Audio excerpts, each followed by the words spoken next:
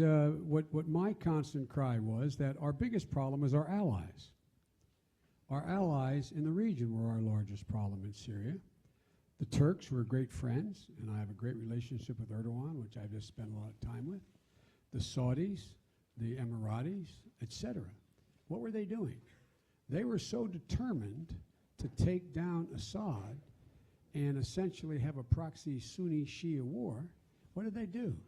They poured hundreds of millions of dollars and tens, thousands of tons of weapons into anyone who would fight against Assad, except that the people who were being supplied were al-Nursra and al-Qaeda and the extremist elements of jihadis coming from other parts of the world.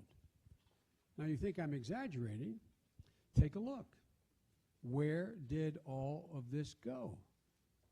So now what's happening? All of a sudden, everybody's awakened because this outfit called ISIL, which was Al-Qaeda in Iraq, which when they were essentially thrown out of Iraq, found open space and territory in eastern Syria, worked with al-Nursra, who we declared a terrorist group early on, and we could not convince our colleagues to stop supplying them.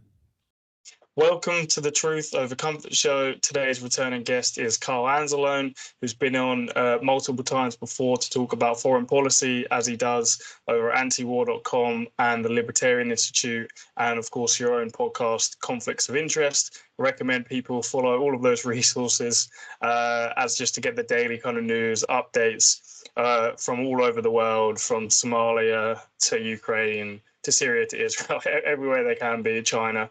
Today I wanted to talk about the developments in Syria.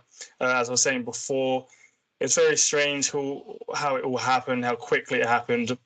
We know the US, Saudi Arabia, Qatar, Turkey, Israel waged a war on Syria, the so-called civil war, for over a decade, had crushing sanctions that could have led to the demise here. But the fact it happened in 2 weeks is very strange how it all happened, Iran's role and Russia. So there's a lot to talk about. The main focal point, I think, is the most powerful group faction who've taken power in Syria is HTS, which is from Al-Qaeda in Syria. al-Julani was part of ISIS the resistance to the British and American invasion of Iraq. Then kind of joins ISIS and then goes through to Al-Qaeda in Syria. And then he becomes more of this friend to the West, and this normalization process kind of starts, although he was and still is a designated terrorist with a bounty on his head that's clearly not taken serious. But yeah, just want to kind of get into everything there. There's a lot to go through here, but thanks for coming on today, Kyle. How are you doing? Doing well. Thanks for having me back on, and always appreciate a chance to talk about the war in Syria. Mm-hmm. So first of all, just before we get into HTS, Julani, the actual overthrow of Syria and the kind of the main actors involved in that, when it's Syria spoken about, it's always spoken about as this civil war that happened there, as if there wasn't. I mean, it's not even really necessarily covert. It was overt that Saudi Arabia, Qatar, Turkey, the US wanted to overthrow Assad. Many leaders, including British, French, US, etc., asked Assad to step down. There was a lot of arms and money that went into this war, but still somehow called a civil war, even though there was thousands and thousands of foreign fighters. I think it was a State Department 2014 report that said there was 90,000 foreign fighters, something like that. So it's not even the groups being funded and armed are even necessarily Syrian. So can you just give people the background of this war and just kind of who was involved, and then we can go from there? Yeah, well, I mean, this is a decade and a half now that we're really talking about here, 15 years from the start of the Arab Spring in the Middle East, which really, sets all this into motion. It's kind of hard to imagine how dictators are overthrown in Syria and Yemen decades later, all over some oppression of a in Tunisia, a man who was, I think, just assaulted, beaten, humiliated by police, went self-immolated. And that's really what kicked all this off. People across the Arab world started rising up. And in different countries, they had different end goals. I think in Syria, really the initial uprising wasn't necessarily aimed at overthrowing Bashar al-Assad. I think to some extent, people saw some benefits of the Ba'athist regime. Obviously, Assad and his Alawite government, they were a minority group in Syria. And so, they had to contend with the majority Sunnis and also accommodate particularly the Kurdish population, the Druze population, and, the other minorities, the smaller Christian groups they had in Syria. And what the real stranglehold that the Assad family had on power in Syria, it wasn't necessarily like Saudi Arabia, where there's a strict control over religion necessarily. It was strict control over political speech, right? Like you could not speak ill of the Assad government. And, people talking about liberating people from the torture dungeons of Bashar al-Assad. Well, some of those people were political prisoners who were there for decades. And so the guy was a dictator, and there were reasons that people were rising up against them. However, as we talked about, the Arab Spring isn't just in Tunisia. It's not just in Egypt or Syria. Particularly the most important, I think, country to talking about Syria is Libya.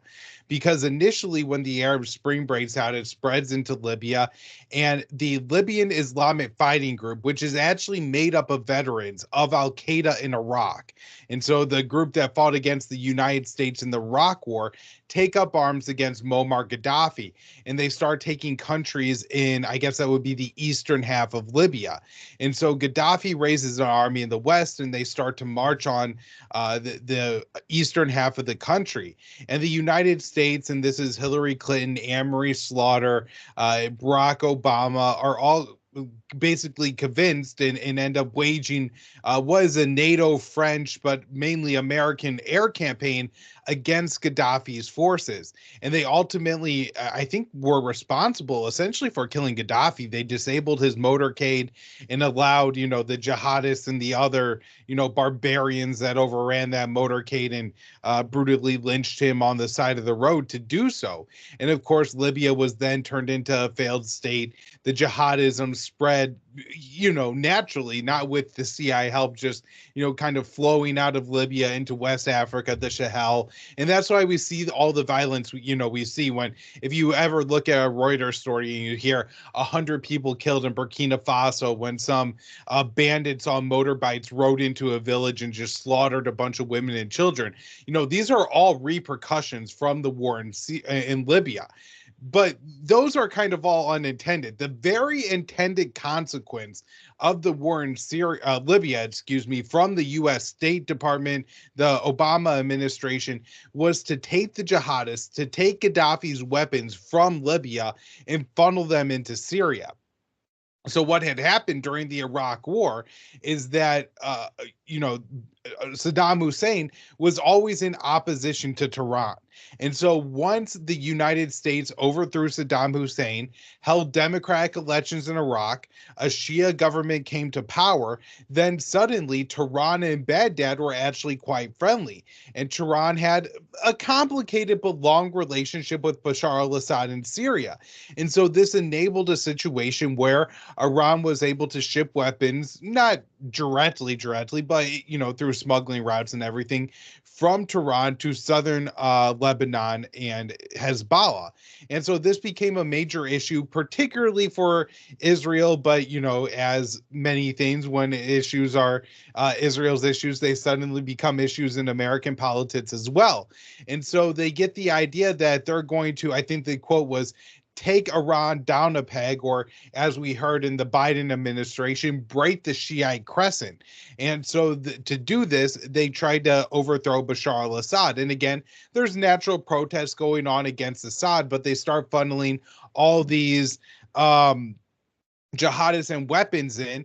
And look, there's probably a little bit of a chicken and an egg here as far as, did Assad's crackdown on protesters cause the protesters to get more violent, or did the crackdowns intensify as the U.S. funneled in jihadists and weapons into Syria, and then there was increasing violence used against the Syrian regime? And so that's a little bit hard to tell, but what is very obvious is the U.S. and our allies spent billions and billions of dollars over, the next 2, 3, 4 years to arm, to train, and fund the Syrian opposition. And they would always say, oh, these are the moderate rebels. We're backing the pharmacists, the lawyers, the doctors who are taking up arms against Bashar al-Assad because one day they want a true democracy in Syria. And what was always the very obvious reality was that there were some, marginal groups fighting in Syria that were made up of non-jihadists. But the backbone of the fighting against Bashar al-Assad turned out to be the Al-Nursra Front, which is al-Julani, and as you mentioned there, HTS is, the ultimate successor organization, and the Islamic State, which, by the way, at one point during this conflict, Julani was the deputy commander of the Islamic State, which was led by, at that time, al-Baghdadi, who, was killed years later. And maybe we get into all that. Maybe we skip over it because I don't think that's like the most important history. But what we're talking about happening here is, in the Pentagon's acknowledging that, or the CIA, the U.S. intelligence community is acknowledging it. We have infamous memo from Michael Flynn, then head of the Defense Intelligence Agency, which said that this program, the weapons are going to the most lunatic factions, and they're going to create an Islamic caliphate that's not only going to take over Western Syria, but also northern Iraq. And that ultimately ends up happening, right? And that's the Islamic State that the U.S. gets involved to crush. But in 2012, which was 3 years ago, let's just be clear, just for the sake of our viewers. In 2012, your agency was saying, quote, the Salafists, the Muslim Brotherhood, and Al-Qaeda in Iraq are the major forces driving the insurgency in Syria. Mm-hmm. In 2012, the US was helping coordinate arms transfers to those same groups. Why did you not stop that if you're worried about the rise of quote-unquote Islamic extremism? I mean, I hate to say it's not my job, but that my job was to ensure that the accuracy of our intelligence that was being presented was as good as it could be. And I will tell you, it goes before 2012. I mean, when we were in Iraq, and we still had decisions to be made before there was a decision to pull out of Iraq in 2011. I mean, it was very clear what we were going to face. Well, I admire your frankness on this subject. Very clear what we were going to face. Let me just before we move on, just to clarify once more. You are basically saying that even in government at the time, you knew those groups were around. You saw this analysis, and you were arguing against it. But who wasn't listening? I think the administration. The administration turned a blind eye to your analysis. I don't know if they turned a blind eye. I think it was a decision. I think it was a willful decision. A willful decision to go support an insurgency that had Salafists, Al-Qaeda, and the Muslim Brotherhood. A willful decision to do what they're doing, which you'd have to really ask the president, what is it that he actually is doing with the policy that is in place, because it is very, very confusing. I'm sitting here today, Mehdi, and I can't tell you exactly what that is. And I've been at this for a long time. Okay, well, let's go back to Iraq. I just want to ask you one last question about Iraq. Many would argue that the Iraq invasion was a recruiting sergeant for extremists and terrorists. You seem to have conceded partly that earlier on in this interview. You said that I think it was a strategic mistake. I think history will not be kind. But let me just get very specific on Iraq. U.S. prisons in Iraq are believed to have helped radicalize thousands of young Iraqis who passed through them. Absolutely. Not just through torture, but through providing a recruiting ground, a meeting place, a training facility for the very same militants that the US is now bombing. I think 17 of the top 25 there's no doubt that the prison system that was the Iraqi prison system became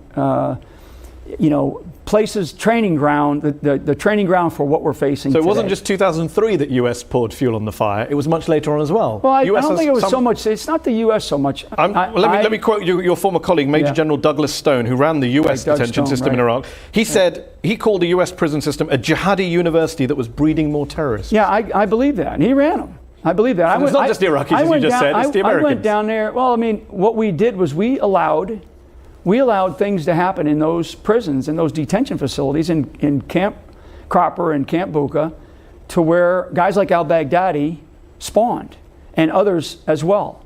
And then when we turned those detention facilities over to Iraq, that became far worse because there was no standards in those prisons at all. At least we had standards. Let's talk about standards. You were a senior official in the Joint Special Operations Command at that time, JSOC, which is the kind of elite, top secret unit responsible for the killing of Osama bin Laden, among other things.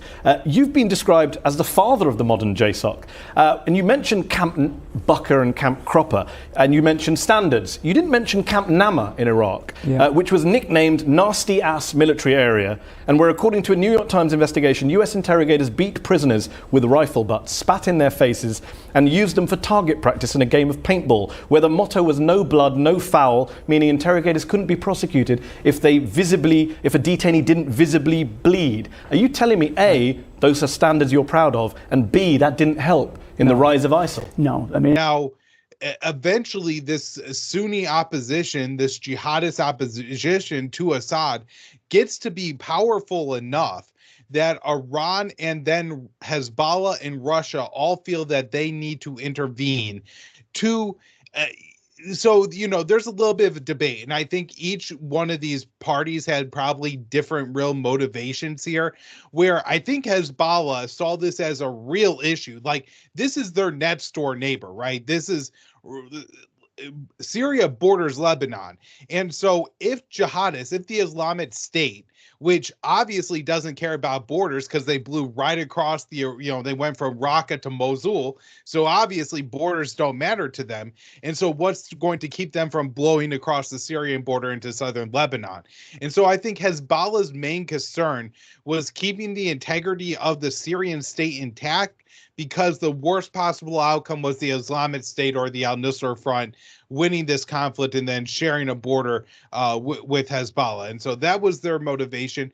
From the Iranian motivation, look, in general, these Sunni jihadist groups, they conducted attacks against Iran. It wasn't that long ago that one went in and shot up the Iranian parliament building.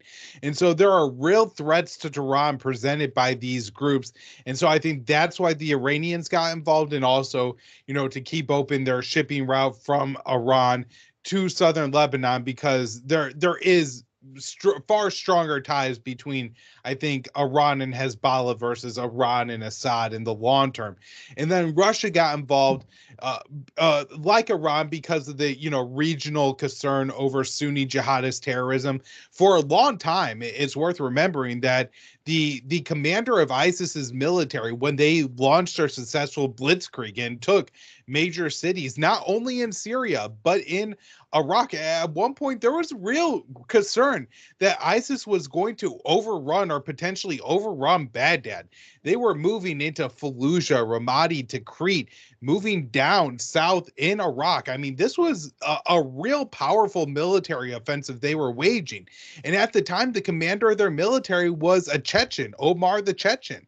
And so we're talking about people from southern Russia who are a part of this Islamic jihadist suicide cult, the Islamic State. And so, you know, Russia's going to have concerns for that reason about getting involved here. But additionally, Russia has two major military bases, an Air Force base and a naval base on the Mediterranean Sea, based in Syria, and a long-term relationship with the Assad family in Syria. And so that's kind of why all three of those parties get involved.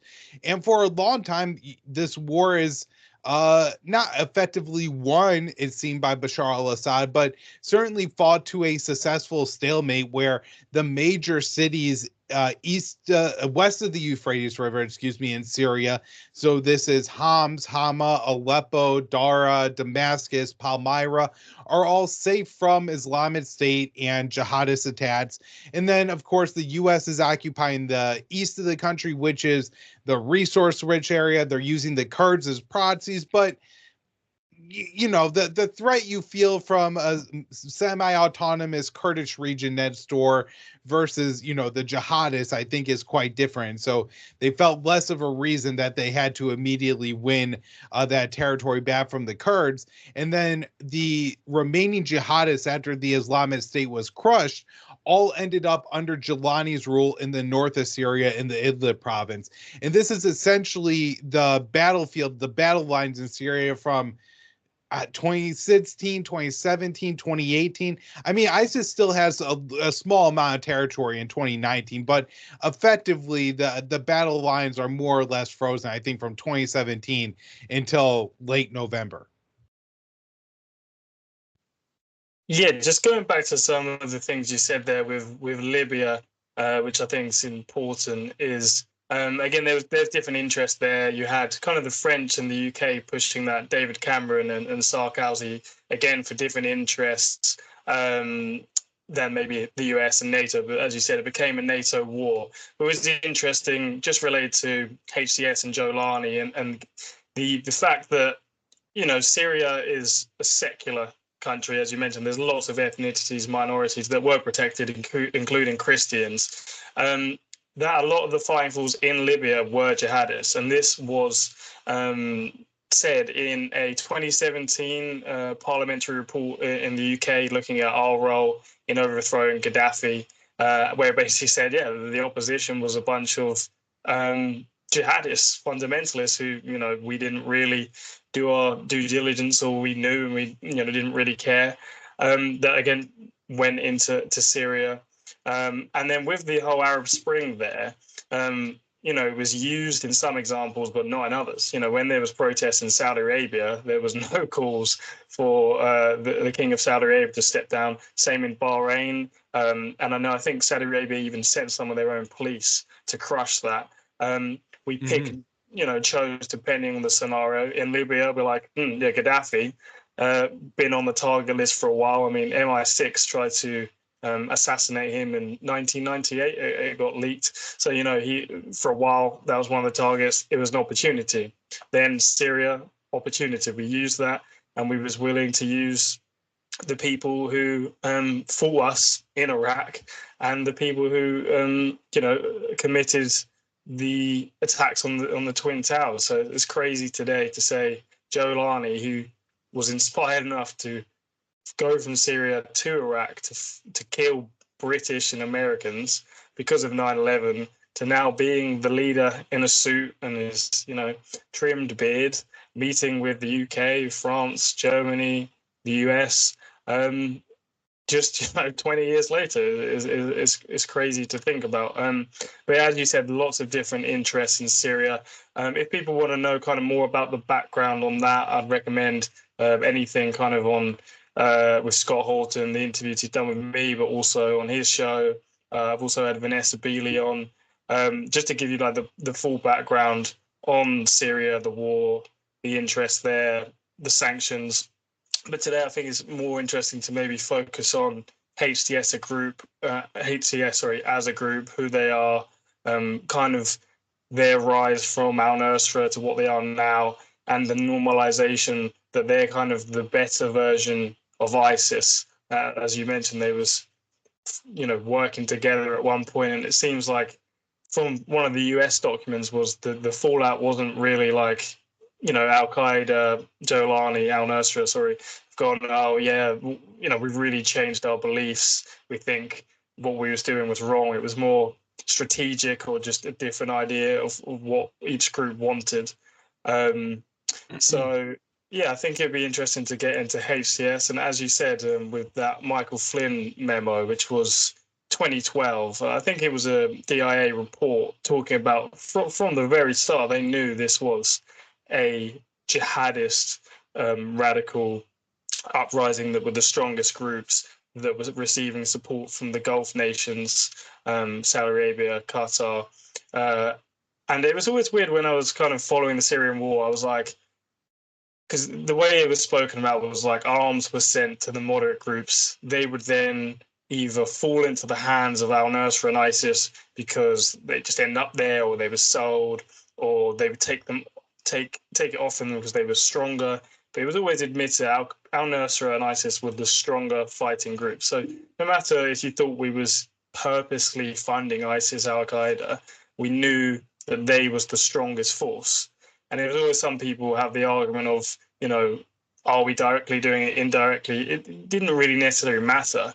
But now that argument kind of disappears with the fact that we are now openly actually backing HTS and al-Julani, and there's no is it over? Is it covert? Like we're going to meet him. We've accepted him. So can you just tell everyone a little bit about Julani, HTS? I know we've kind of touched on it, Al-Nursra, and just their story, and then we can kind of move on from there. Yeah, absolutely. And this is so important. It's something I really can't get over because, you know, the formative event of my life is 9/11, of course. And so the idea that our ultimate enemy at all times is an Al-Qaeda is just absolutely unthinkable, right? Like, we should prefer the Shia to Al-Qaeda, right? Like, honestly, we should prefer Tehran to Riyadh just based on the fact that we share the common enemy of Al-Qaeda. We should be backing, say, the Houthis in Yemen because their enemy is Al-Qaeda in the Arabian Peninsula, a group that actually wants to carry out attacks on Americans. And so when you look at the war in Syria, by that same logic, look, I'm anti-war. I don't want to intervene at all. However, if we are going to intervene, if we are going to bomb targets in Syria, it shouldn't be Bashar al-Assad's forces, Hezbollah, Iranian forces, Shia militia forces. It should be ISIS and Al-Qaeda. And we effectively did the opposite. I know we bombed ISIS a lot in Syria, but we effectively prevented the Syrian government from wiping out Al-Qaeda and ISIS, right? I mean, I think we've been putting an extraordinary amount of arms in, haven't we? Yeah, and I have to say, as you said, it's a double-edged sword because you give people the ability to defend themselves, but when you pump more weapons into a situation like Syria, it doesn't end well for Syrians because there's always somebody else that's willing to pump more weapons in for the other side. The armed groups in Syria get a lot of support. Not just from the United States, but from other partners. And we've never said that Qatar, Russia, Qatar, Turkey, Saudi Arabia, huge amount of weapons coming in, huge amount of money. But pumping weapons in causes someone else to pump more weapons in, and you end up with Aleppo. I mean, the reason Russia came in is because ISIL was getting stronger. Daesh was threatening the possibility of going to Damascus and so forth. And that's why Russia came in. Because they didn't want a Daesh government, and they supported Assad, and we know that this was growing. We were watching. We saw that Daesh was growing in strength, and we thought Assad was threatened. We thought, however, we could probably manage, that Assad might then negotiate. Instead of negotiating, you got Assad. Now you got Putin to support him.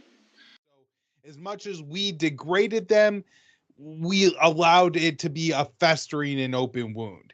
And so, yeah, if you look at Julani's history, I think he's now going by what he says is his real name, Ahmed al-Shara, and that he's from somewhere in the Golan Heights, which may or may not be the Israeli occupied portion of that area. But after 9/11, as you kind of mentioned there, he was inspired by the towers going down. And again, unlike, anybody me or he wasn't inspired by the towers going down, seeing 3,000 dead civilians to then go fight on behalf of, America, the West, to defend, get justice for the dead civilians. No, he went to fight on the side that killed 3,000 civilians, right? That just to show you his logic, morality, everything like that.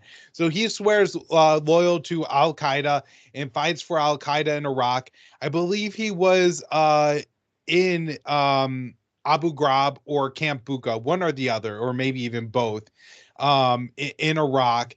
And Baghdadi, the eventual leader of ISIS, I believe, was in definitely Bucca, and I think Abu Ghraib too.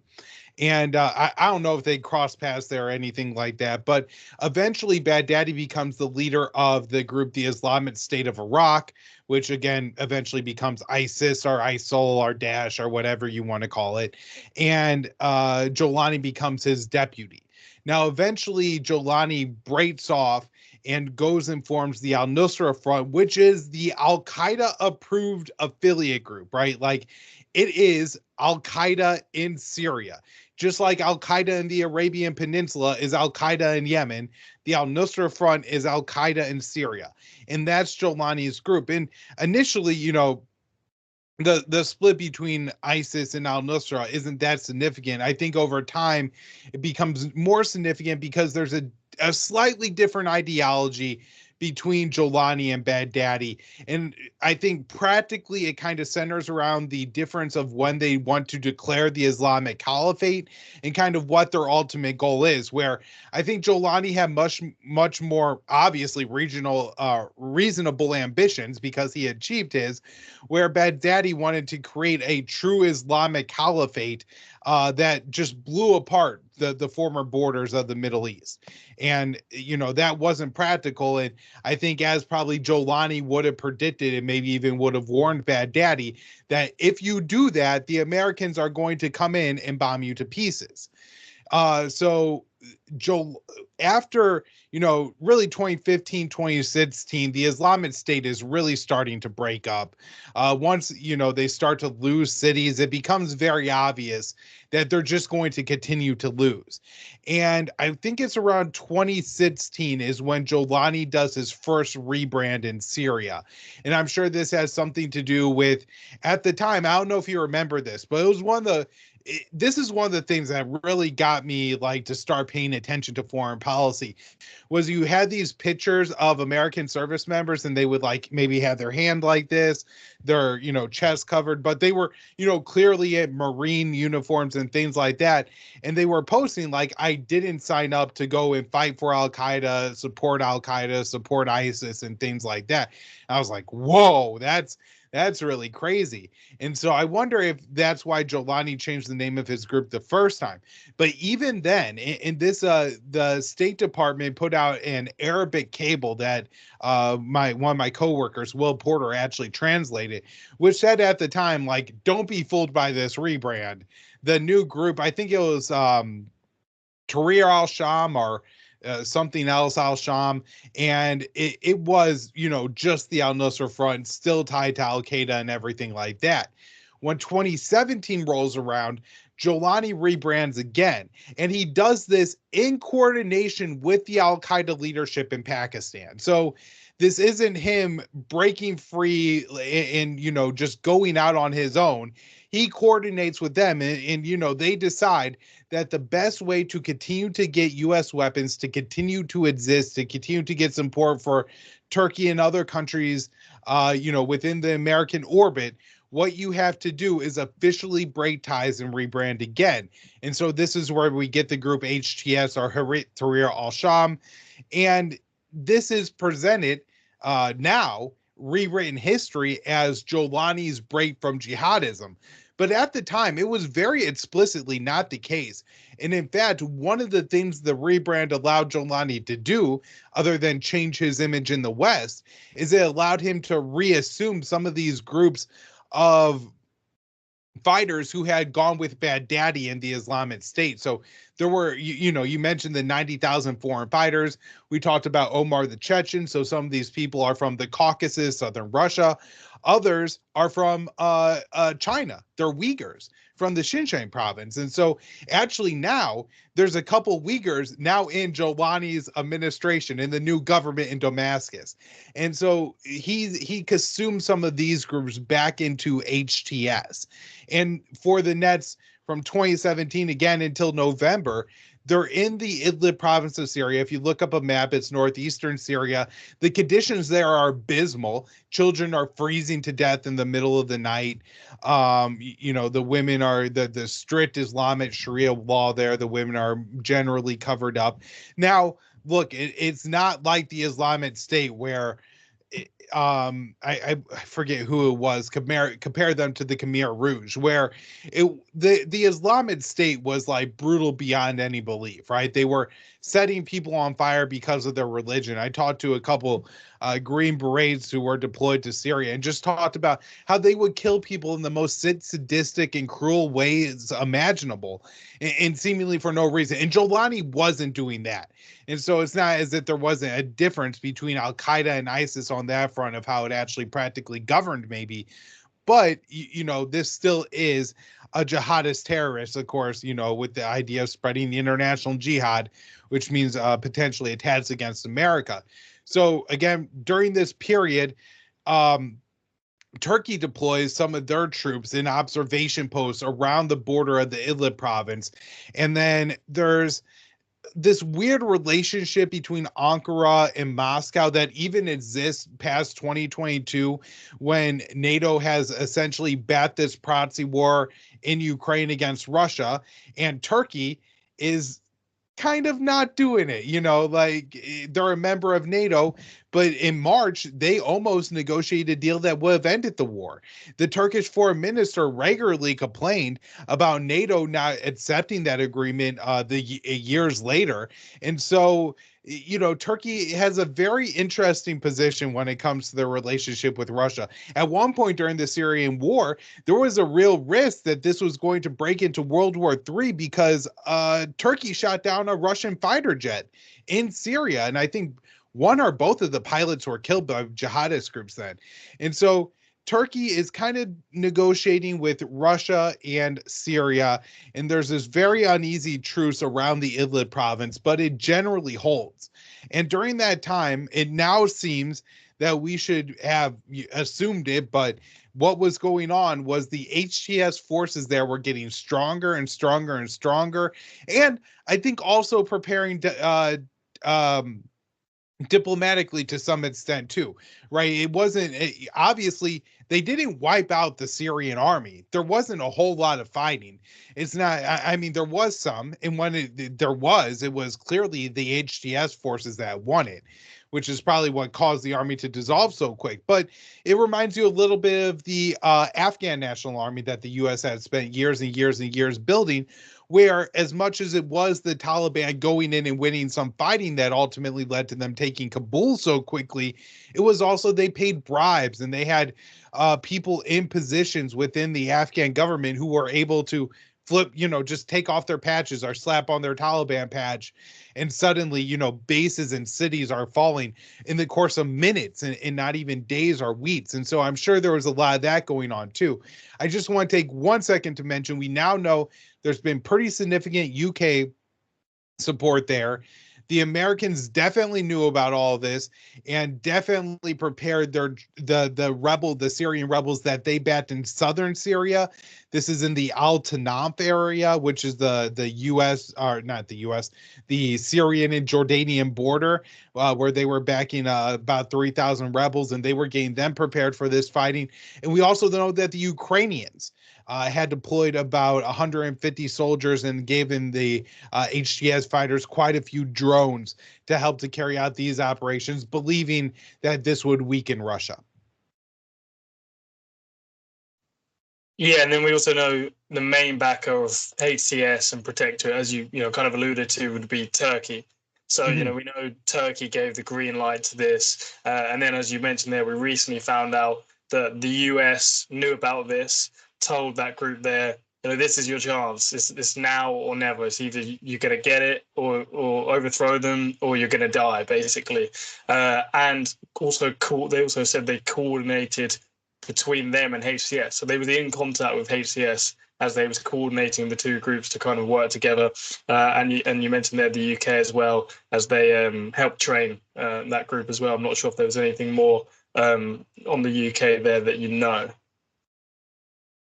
I don't. I highly suspect that a lot of what the US and the UK did here is help HTS to coordinate the more covert actions. And so I think I forgot what the number was. Maybe it was $400 a month. It wasn't very much money that the Syrian soldiers were being paid by Damascus. And there were funding issues. So checks were probably coming late. There's probably a lot of corruption. So maybe, the general, the colonel is siphoning off a little bit of your paycheck. New uniform fee, $50. I'm taking, a good chunk of your pay. Like, I'm sure all that stuff was going on to make it even easier. But, finding people that you could pay bribes to, so that whenever your forces start advancing, they hop out of their tank and they go home. right? Like how important is that if key defensive positions, you know that the defenders are going to leave. They'll leave their military equipment. They'll just walk away. You'll never see them. You'll never have to fight them. You know, these are really important things to having such a rapid takeover like that. So I highly suspect that both, you know, the CIA and MI6 were likely involved in that. You know, I'm sure Turkish intelligence wasn't unhelpful. Maybe like Saudi or Emirati also, just they had some ties with the Syrian government there for a little bit. So, you know, maybe they were able to reach out or touch some Syrian generals or something like that and just hand them a bag of cash to order their troops not to fight, to order their troops to take leave for this weekend, or you know, all those kind of things could happen. So just a question to you about the situation. So we know HTS, as we've just spoke about, have roots within Al-Qaeda and kind of the Bin Laden group back then. You have 9/11, we have the Iraq War. They're genuinely, you know, there's a lot of right-wing scaremongering in the UK and around Europe about Muslims and being terrorists and stuff. But these are legitimate, radical terrorists, jihadists who commit atrocities. They don't really like other ethnicities, minorities. Other groups in Syria are in danger. They seem like no friend of the West on either side, you'd think, right? And, you know, Julani went and fought against the British and the US in Iraq. You know, we're sworn enemies through the Bin Laden years. And then Syria just seems to like flip the game, because the UK, US, Israel, Saudi Arabia, main enemies seem to align with Al-Qaeda. Like, you know, we want to overthrow Yemen, or Saudi Arabia and the UAE did with the UK, US support. We want to overthrow Syria. We don't like Iran. We don't like Russia. It all lines up very well when it comes to Syria and this situation. So how does Julani and this group go from being sworn enemies of us, that's how they recruit, through the US empire's actions, also partly because of their support to Israel, to go to this group that Julani starts trying to, you know, get more Western support. He did the interview like PBS in 2021, and things like that, starts wearing a suit, and they become more favorable to the West. And right now they're saying how, you know, they want to normalize maybe with Israel, as in like some members of it, but they're just letting Israel do what they want. Like, I mean, HTS was asked by a Channel 4 reporter from the UK, you know, what's your comment on like Israel bombing you 500 times? And he just didn't want to answer it. And didn't. Can I get your reaction to these Israeli airstrikes? We've had over 300 now. Our priority is to restore security and services, to revive civilian life in institutions, and care for newly liberated cities. There are many urgent parts of day-to-day life to restore: bakeries, electricity, water, communications. So our priority is to provide those services to the people.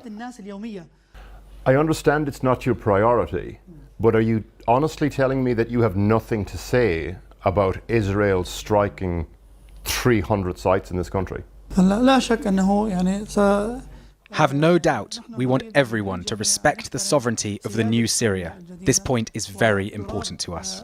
So how have they gone from this group to now to a friend of the West? They want to normalize. They want our money. They want our support, and Israel.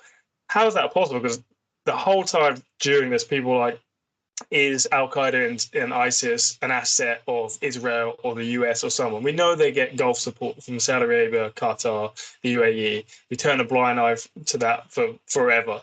How do they go from that group to this now? It's hard to not think that there's some sort of intelligence relationship here, that they could be an asset, or they just want power and they know they need Israel not to be messed with, so they can have the US on their side, and then they can rule Syria. Is it as simple as that? Well, how do you see it? Yeah, all right. So there's a lot there. I guess kind of starting maybe with that last piece first about the HTS relationship with Syria, or Israel, excuse me. I think that this is maybe the wisest statement I've ever seen a member of Al-Qaeda make, because they can't fight back against the Israelis. There's nothing they could do. They have no air defenses.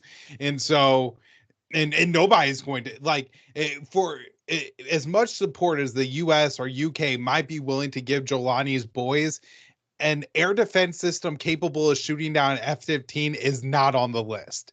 And so they basically just had to put their hands up when the Israelis kicked down the door, because they have no real defense.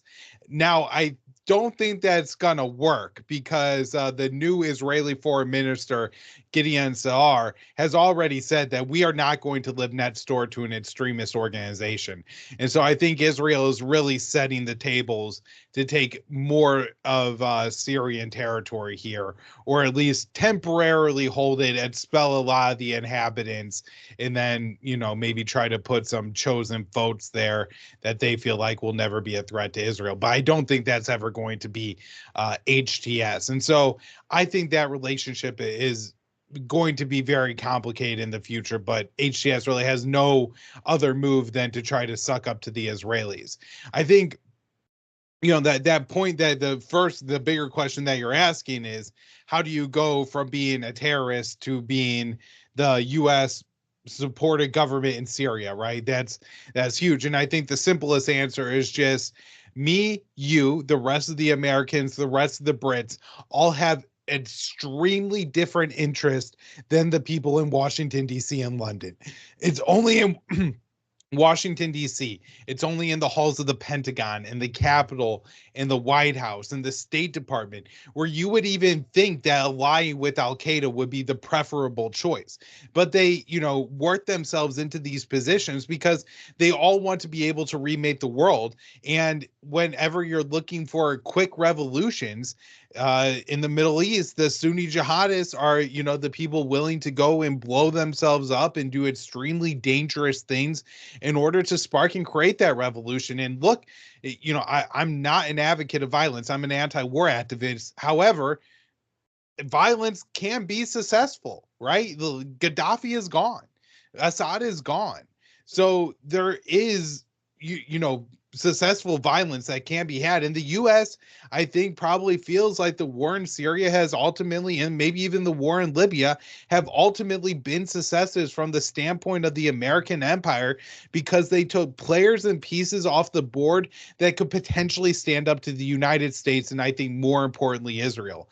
And, you know, I think to have this whole conversation about the current situation in Syria, you really have to talk about the situation in Gaza, the situation in Israel, because look, had the war in Gaza, the genocide in Gaza not taken place, Israel wouldn't have spent 13, 14 months bombing Hezbollah targets in southern Lebanon.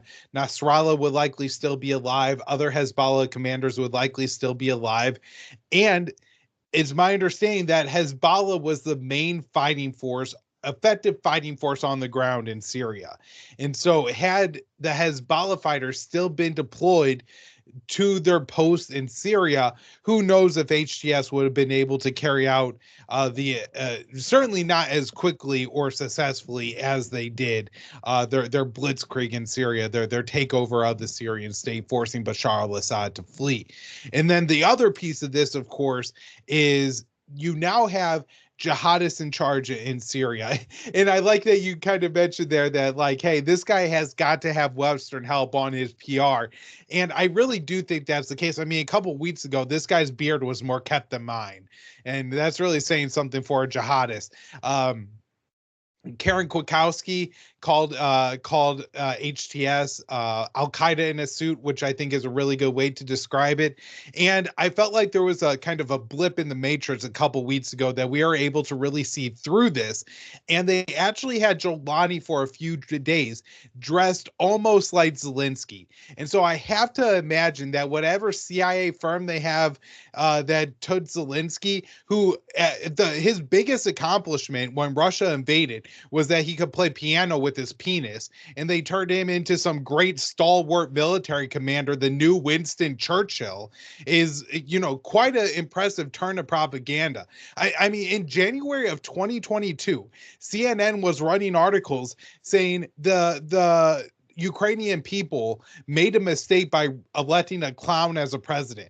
Can you imagine them saying that 2, 3, 4 months later? As soon as Zelensky took off the suit and put on the green shirt, he was instantly a hit. And I think al-Julani has similarly, by, you know, taking off the fatigues and putting on a suit, has, you know, made a very similar transformation in suddenly becoming the leader the West is looking for in Syria.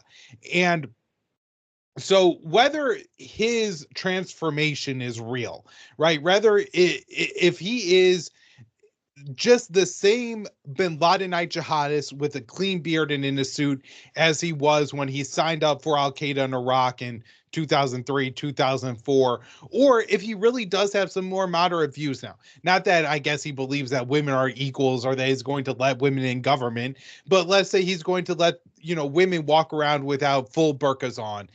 Maybe rather than killing all the Alawites, they will just be, you know, second-class citizens. These are the kind of things that I think al-Julani is now presenting himself as being a moderate.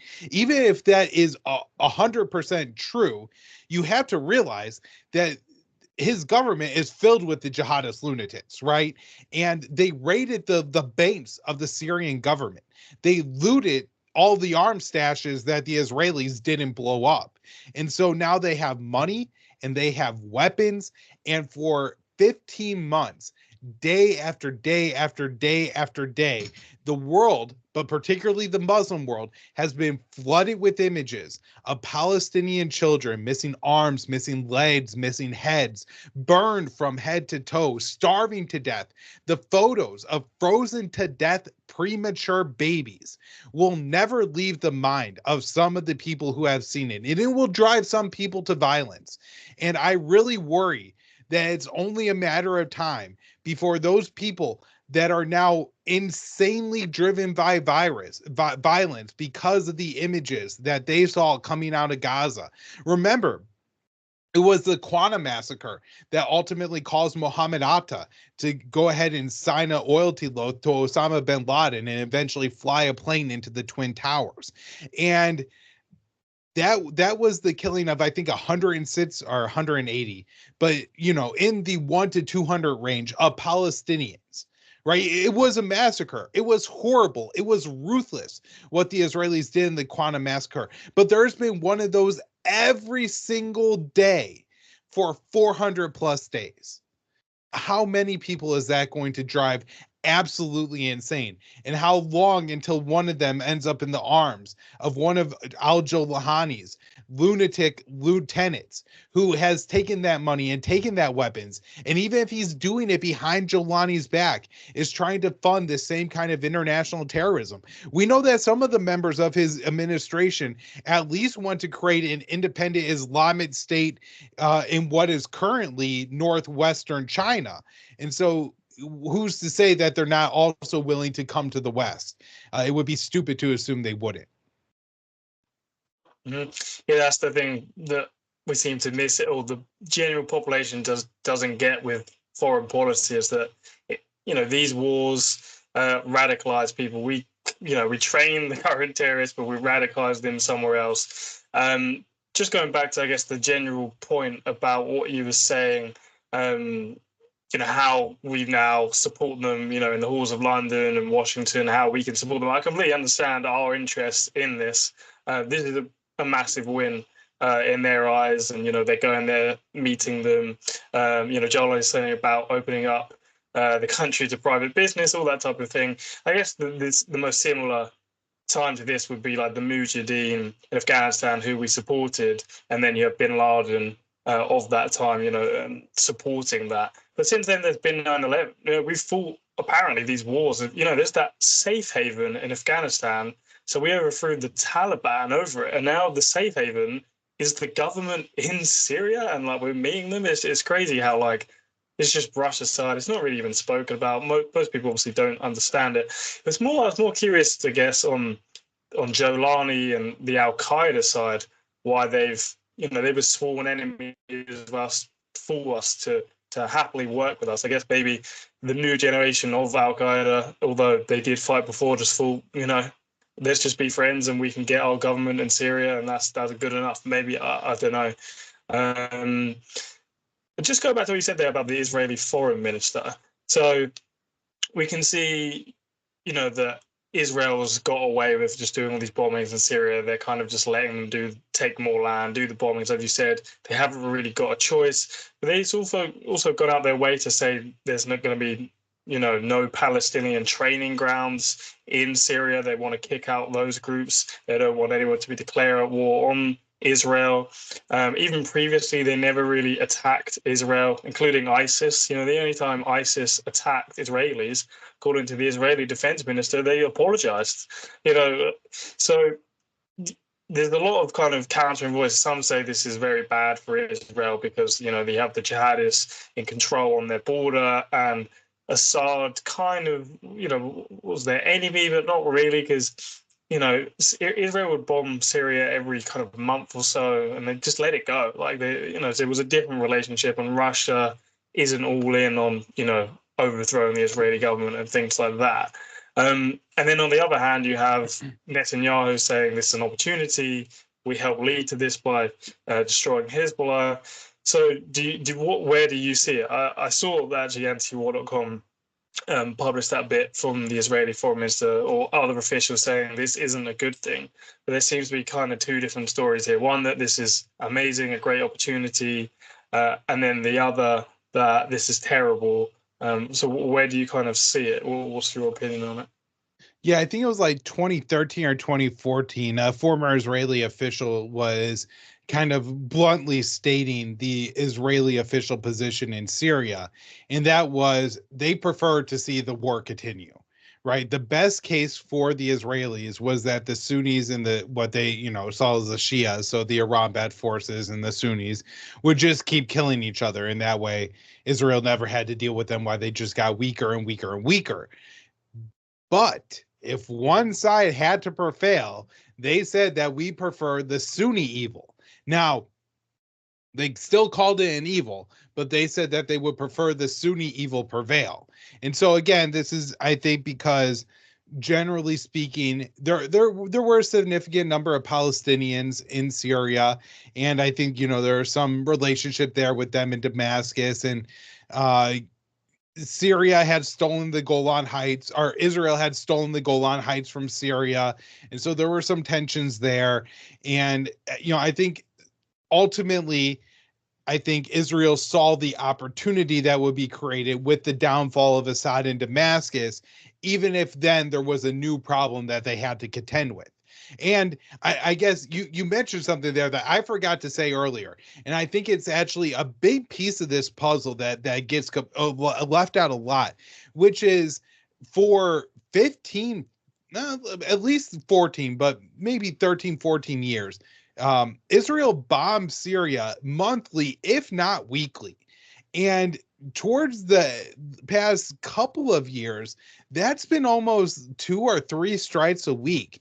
And I wonder how much that demoralized the Syrian army, that at any time the Israelis will just come and blow up your posts, blow up your warehouse, and your government does that. I mean, they can do, but they do absolutely nothing about it.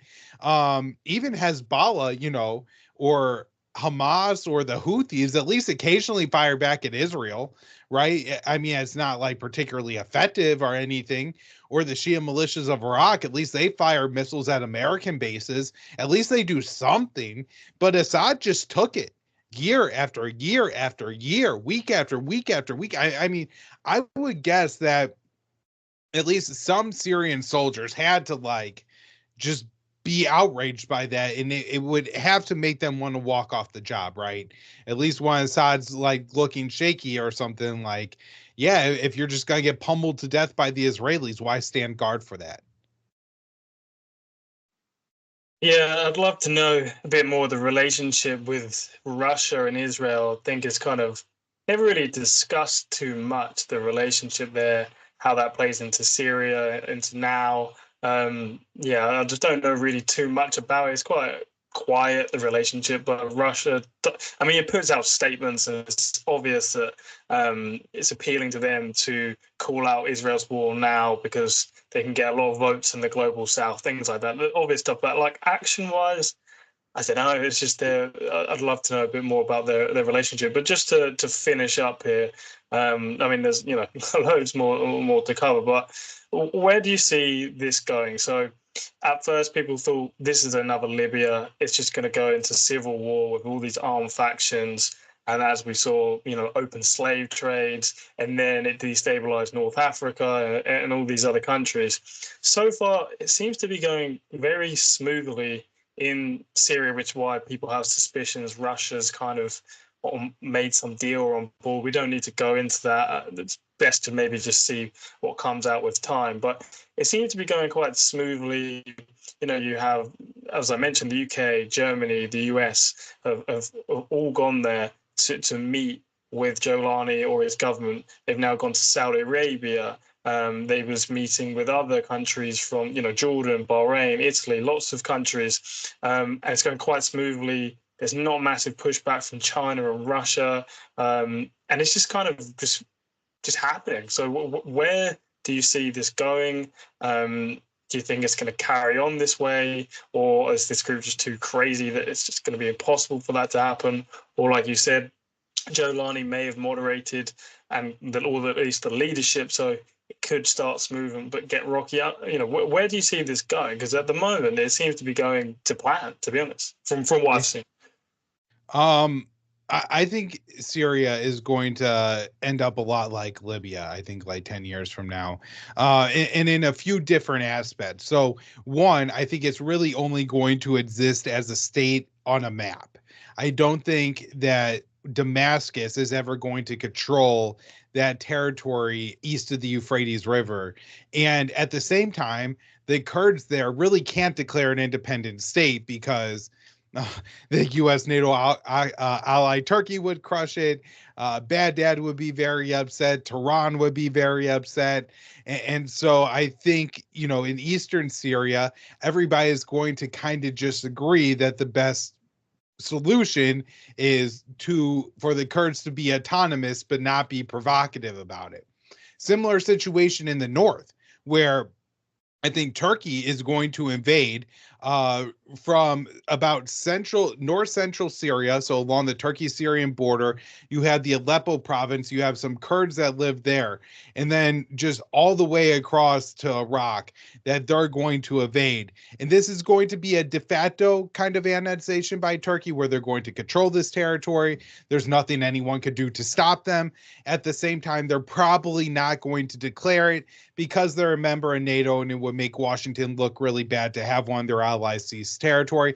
Similar situation with Syria or Israel in southern Syria, where they're going to take a large section of Syrian territory. I don't know if they're going to get bold enough to touch any major Syrian cities like Dara or Damascus, but I could certainly see them taking and controlling, southern Syria, the Golan Heights, and particularly the area of Syria that borders southern Lebanon, because I think a lot of Israel's concerns and ambitions lie more with southern Lebanon than they do with southern Syria.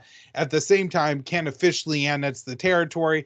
You could get away with doing small chunks like the Golan Heights every 20 years, but to outright seize 10% of Syria, it might be a bridge too far for the Americans, even with Trump in power.